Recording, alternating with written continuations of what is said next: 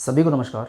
बात करते हैं राज कॉमिक्स बाय संजय गुप्ता जी की तरफ से प्रकाशित लेटेस्ट संग्राहक संस्करण जो कलेक्टर एडिशन है बोर्न इन ब्लड की बात करते हैं आज। बोर्न इन ब्लड ये जो सीरीज़ है डोगा की, मैं इसका एक्चुअली फ़र्स्ट इंप्रेशन वगैरह कर चुका हूँ, तो मैंने बता चुका हूँ इसके अंदर कौन कौन से पेपर बैग्स या कौन से कॉमिक शामिल हैं। पर फिर भी एक बार मैं चाहता हूँ कि कंप्लीट रिव्यू हो जाए, पूरा रिव्यू हो जाए। तो उस कड़ी में मैं बता देता हूँ कि कौन कौन से इसमें पेपर बैग शामिल हैं। एक्चुअली इसमें टू सीरीज़ इसमें शामिल है डोगा की। पहली सीरीज़ है डोगा तेरे कारण और नासूर डोगा। ये 2006-07 में आई थी कॉमिक्स, 6-7 की कॉमिक्स हैं ये, डोगा तेरे कारण और नासूर डोगा, ठीक है। और इसके बाद में जो है आपके इसके जस्ट कंटिन्यूएशन में थ्री पार्ट की कॉमिक्स और आई थी, 3 पार्ट की सीरीज आई थी। उसका नाम है निकल पड़ा डोगा, भूखा डोगा और सोजा डोगा। तो ये 5 कॉमिक्स को इसमें शामिल करके एक कंबाइंड संपूर्ण बोर्न इन ब्लड या बोलूँगा कंप्लीट जो है कलेक्टर एडिशन निकाला गया है। और बहुत खूबसूरत बनाया गया है इस कलेक्टर एडिशन को, क्योंकि इसमें जो है फ्रंट कवर जो आप देख रहे हैं वो ललित कुमार शर्मा जी ने इसका आर्ट बनाया है। ललित कुमार शर्मा जी ने ये स्केचिंग करी है, जगदीश कुमार जी ने इसकी इंकिंग करी है और बहुत सुंदर लग रहा है। क्योंकि जब भी आप किसी भी आर्टिस्ट का काम देखते हैं तो उसमें जो ये जो डोगा के जो ग्लव पहनने का जो फिंगर्स वगैरह होते हैं ना, वो अपने आप ही एक खूबसूरती को वो करती है। मतलब पता लगता है कि आर्टिस्ट ने कितनी मेहनत की है, किस लेवल का उसका काम है। तो ललित कुमार शर्मा जी ने डबल स्प्रेड कवर बनाया है इसका। यहाँ पर आपको डोगा दिखाई देता है, सूरज दिखाई देता है, उसके बचपन की स्टेज दिखाई देती है और पीछे जो है डोगा और लोमड़ी ये कैरेक्टर दिखाई देते हैं। स्पोर्ट व्यू का यूज़ किया, बहुत खूबसूरत बनाया गया इस संग्राहक संस्करण को। और ये है इसका स्लिप केस कवर जो कि मैं पहले भी दिखा चुका हूँ, जिसमें अगेन स्पोर्ट व्यू वगैरह का यूज़ किया गया है। प्राइस इसका 1100 यानी कि 1100 रुपये का रखा गया है इसका प्राइस। और ये हमारे सामने जो है 5 कॉमिक्स का एक संग्राहक संस्करण है। सबसे महत्वपूर्ण बात जो इसके अंदर है वो ये है कि 2006-07 में जब फिर से मतलब एक तरीके से राज कॉमिक्स को री इन्वेंट किया गया था। नागायण सीरीज आई थी, अमर प्रेम सीरीज आई थी। मैं सीधा इसी पे आता हूँ, बोर्न एंड ब्लड पे आता हूँ, ज़्यादा बात नहीं करेंगे इसके बारे में। तो इसमें संजय गुप्ता जी ने क्या करा था कि सभी कैरेक्टर्स को फिर से थोड़ा और डिटेल्ड ओरिजिन या उसके बारे में डिटेल्ड स्टोरीज आना शुरू हुई थी। तो डोगा का जो एक मर्म था, जहाँ से डोगा की शुरुआत हुई थी, कर्फ्यू यह है डोगा मैं हूँ डोगा, इन 3 कॉमिक्स से शुरुआत हुई थी। और डोगा का एक समअप स्नैपशॉट्स दिखाए गए थे, अच्छी सी स्टोरी थी हमारे सामने। और साथ में डोगा का थोड़ा सा पास्ट भी दिखा दिया, डोगा का प्रेजेंट भी दिखा दिया। तुमको समझा दिया गया है कि कैसे कौन है डाकू हल्कान, कहाँ से डोगा आया है, कैसे वो कचरा पेटी में मिला था कूड़ेदान में, और किस तरह से छोटी सी उसकी जनरेट नहीं और किस तरह से जो है शहर में यानी कि सिटी में एस्टैब्लिश हो गया और अदर चर्चा वगैरह सबका हमको इंट्रोडक्शन मिल गया। इस तरीके से डोगा एस्टैब्लिश हो गया, फिर उसकी स्टोरी आनी जो है शुरू हो गई। मनु जो कि एडिशन जॉर्ज नाम है उनका, शायद एक्चुअली मनु नाम से जो है चित्रांकन हमको देखने को मिलता था। बहुत ही मतलब बेहतरीन, या फिर मैं वन ऑफ द बेस्ट मैं बोलूँगा, बेस्ट ही बोल देता हूँ राज कॉमिक्स में। बेस्ट चित्रांकन है मनु जी का, मतलब बहुत, और वो बहुत ही वर्सेटाइल है। मतलब हर 5-10 साल के अंदर उनके उनके आर्ट भी स्टाइल भी चेंज होती थी। तो वो उनका आर्ट था। तो 2006-07 में जब ये स्टोरी आई तो मनु जी ने ही उसका आर्ट बनाया। इस स्टोरी में खासियत क्या होती थी मैं आपको समझा देता हूँ। हर कॉमिक्स में, इस सीरीज़ की जो भी कॉमिक्स थी, हर कॉमिक्स में जब भी कॉमिक्स शुरू होती थी, जैसे मैं आपको एक एग्जांपल देके बताता हूँ। पहली कॉमिक्स हमारा डोगा तेरे कारण, और इसकी थीम मैं आपको समझा देता हूँ। इसकी थीम ऐसी थी, 2 पार्ट की है ये, डोगा तेरे कारण और नासूर डोगा। तो इसमें क्या हो रहा था कि एक स्टोरी बनाई गई कि भाई किसी भी सुपर हीरो की वजह से जब भी वो अपराध का विनाश करेगा तो कहीं ना कहीं छोटी मोटी गड़बड़ तो होगी, या कोई ऐसा अपराधी जो बहुत ज़्यादा आपराधिक प्रवृत्ति का ना हो, थोड़ा बहुत आपराधिक प्रवृत्ति का हो, तो उसके साइड इफ़ेक्ट बहुत होते हैं। और निश्चित रूप से किसी को भी सज़ा मिलती है, कोई भी जेल जाता है तो उसके परिवार पर भी बुरा इफेक्ट भी पड़ता है। तो डोगा तेरे कारण और नासूर डोगा में क्या है कि एक लड़का होगा, उसकी सिस्टर है, और जो पूरा एक चक्र होता है जो डोगा का अपराध विनाश करने का, अपराधियों को सज़ा दिलाने का, उस प्रक्रिया में कहीं जो वैधानिक प्रक्रिया है, लीगल जो प्रोसेस है, कि एक लड़का है जो वो जेल वगैरह चला जाता है तो उसके परिवार पे क्या इफेक्ट पड़ता है वो इसमें दिखाया गया है। और उसकी वजह से जो है उसका जो ब्लेम डोगा के सिर पर डालती है एक लड़की होती है, उनका फैमिली डालती है, उसका नाम रखा डोगा तेरे कारण। अच्छा, इस पूरी स्टोरी, एक और बात मैं आपको बताना चाहूँगा इंटरेस्टिंग। ये जो नाम आप देख रहे हैं डोगा तेरे कारण, नासूर डोगा, और ये जो दिख रहा है आपको निकल पड़ा डोगा, भूखा डोगा, सुजा डोगा, सब में डोगा वर्ड जरूर आ रहा है। इसका भी संजय गुप्ता जी ने बहुत अच्छा इसके स्वर्ण पृष्ठ में ये बात बताइए कि ऐसा क्यों है, वो भी इसमें बताया, मैं आपको आगे जिक्र भी करूँगा। तो ऐसा होता है। और उसके नेक्स्ट है नासूर डोगा, मतलब जुर्म के लिए एक तरीके नासूर जैसा है वो। और ये देखिए एक छोटा सा एक सुपर हीरो टाइप का सूट में एक और वो कुछ दिखा रखा है, क्यों दिखा रखा है वो भी आपको नज़र आएगा इसके अंदर। 2 पार्ट की बहुत ही खूबसूरत सीरीज़ है। अब क्या होता है कि ये एक थीम आपको समझ में आई, ठीक है। चलो मैं इसको यहीं एक बार स्टॉप करके इस चीज़ को मैं अभी और आगे बढ़ाऊँगा।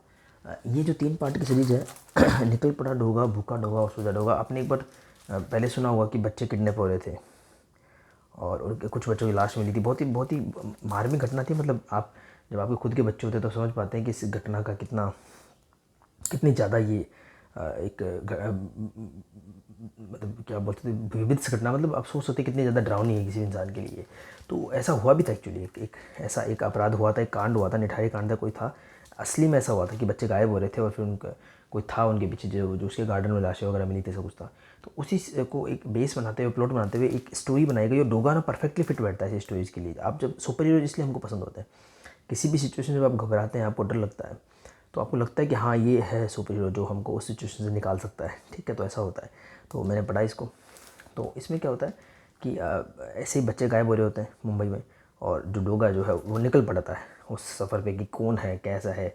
बीच में कई सिचुएशन आती हैं, मतलब भूखा डोगा, सूजा डोगा, और लास्ट में जो है ये डोगा इसको सोलो कर लेगा। ये 3 पार्ट की सीरीज़ है। अब आपको दोनों कहानियों को प्लॉट समझ में आ गया, 2+3 का ये एक पूरा हिसाब समझ में आ गया। साथ में इनको क्यों बाइंड किया गया अब मैं समझाता हूँ। ये सारी सिचुएशन डोगा के बचपन में आ चुकी है।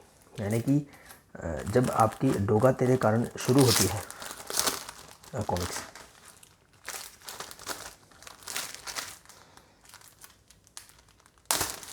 मान लो कि ये बुक शुरू होती है डोगा तेरे कारण, ठीक है।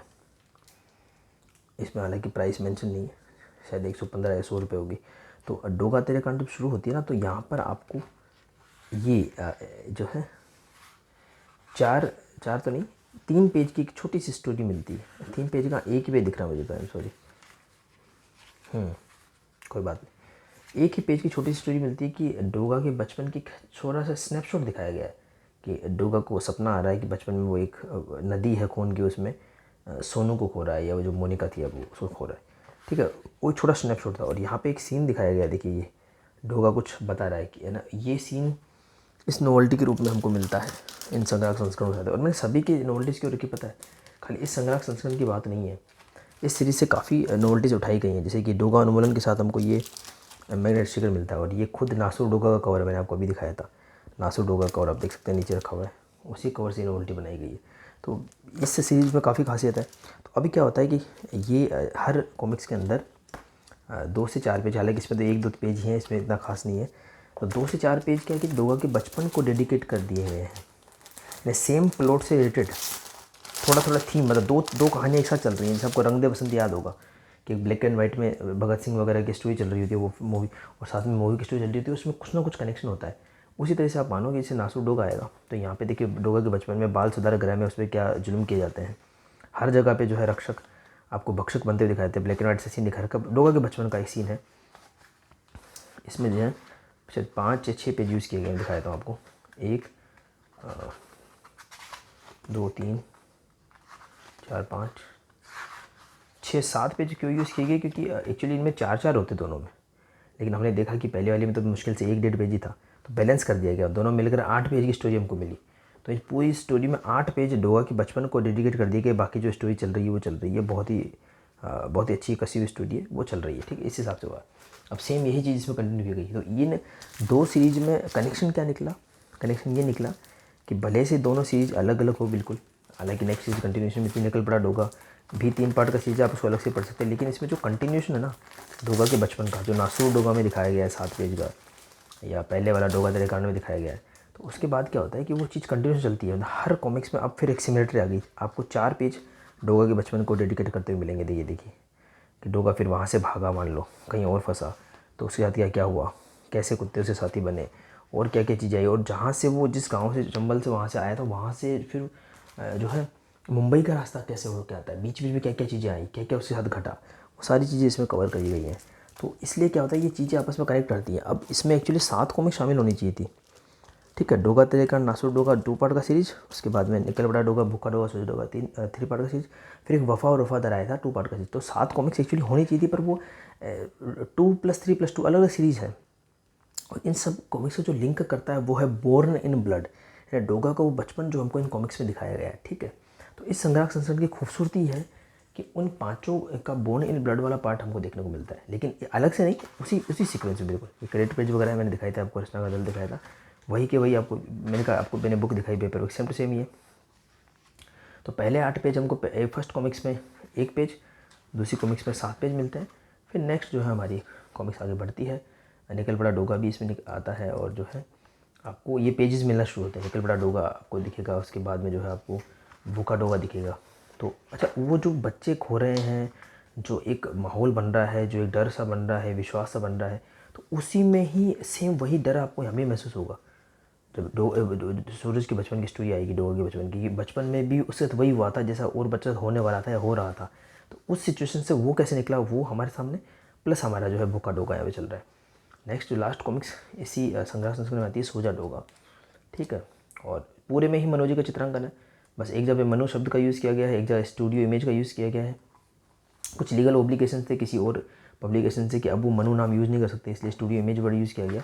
और इसमें एक इंकिंग का फ़र्क पड़ता है। मनोज जी अपने चित्र पे खुद इंकिंग किया करते थे, लेकिन बाद में जैसे मान लो इसी कॉमिक्स में दिखाया तो जैसे एंड होगी तो जो है उनकी इंकिंग कोई और लोग करना शुरू हो गए थे, इसलिए थोड़ा सा आपको लगता है कि किसी और आर्टिस्ट ने बनाया वो चित्र, ठीक है। ये देखिए, ये सोजा डोगा में फिर से उसके बचपन की वही स्टोरी है जो आपको, और बहुत मुझे बड़ी इंटरेस्टिंग लगती थी। मैं इसी पार्ट को ज़्यादा पढ़ता था, और मैं सोचता भी था कि इन पार्ट को अलग करके छोटी सी बुकलेट निकाल देनी चाहिए थी, निकाल सकते थे।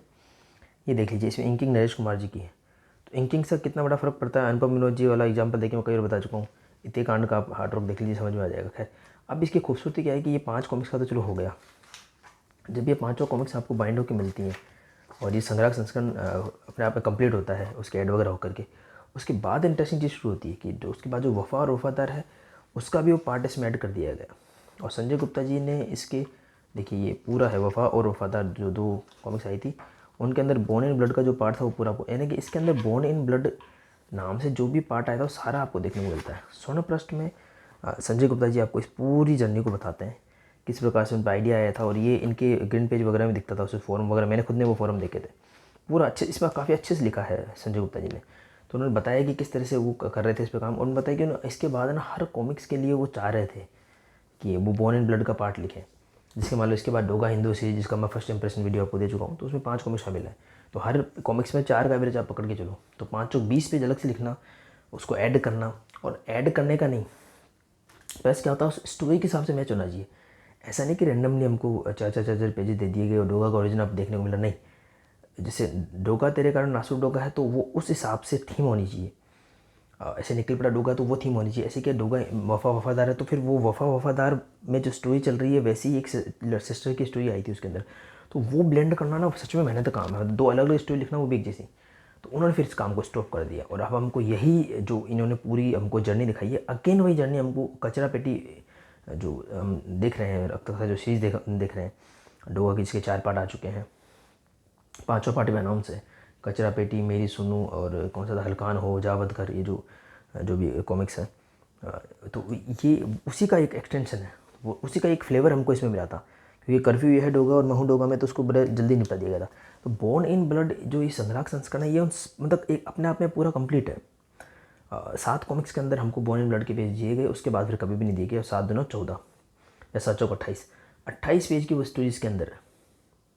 मतलब पहली कॉमिक्स में 1 पेज, दूसरी कॉमिक्स में 7 पेज, फिर 3 कॉमिक्स में 4 पेज, फिर वफा वफादार में 4 पेज, घुमा फिरा के इसके अंदर अब 28 पेज की पूरी कॉमिक्स ही मान लो एक तरीके से।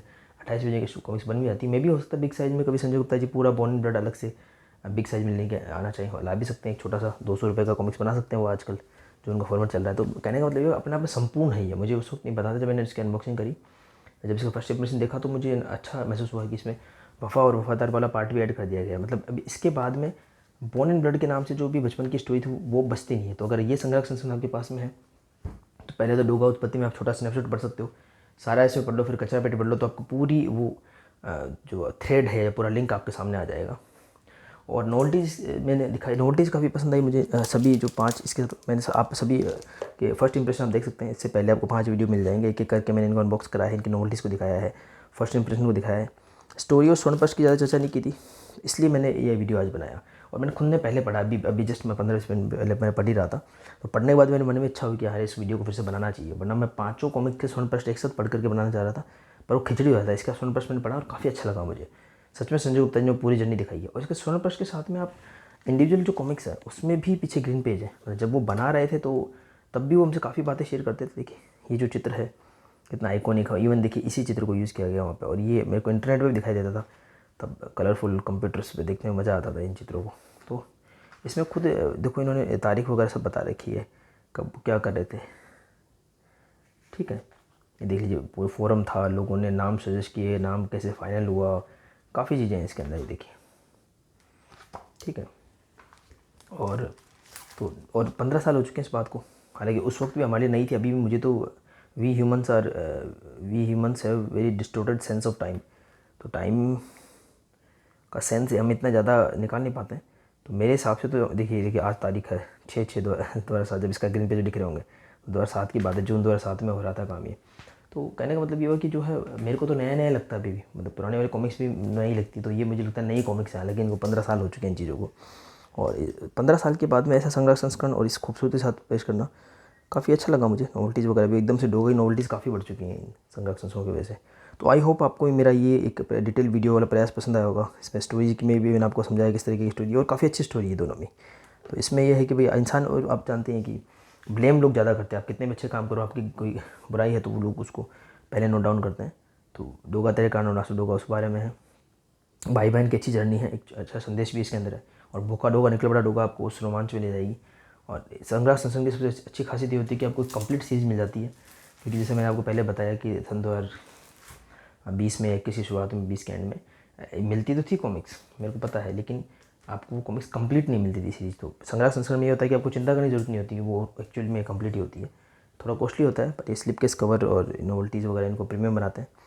तो इसी के साथ मैं इस वीडियो को एंड करता हूँ, और अंत तक बनाने के लिए और जो है सपोर्ट करने के लिए सभी का मैं शुक्रिया अदा करता हूँ, और मिलते हैं किसी वीडियो में।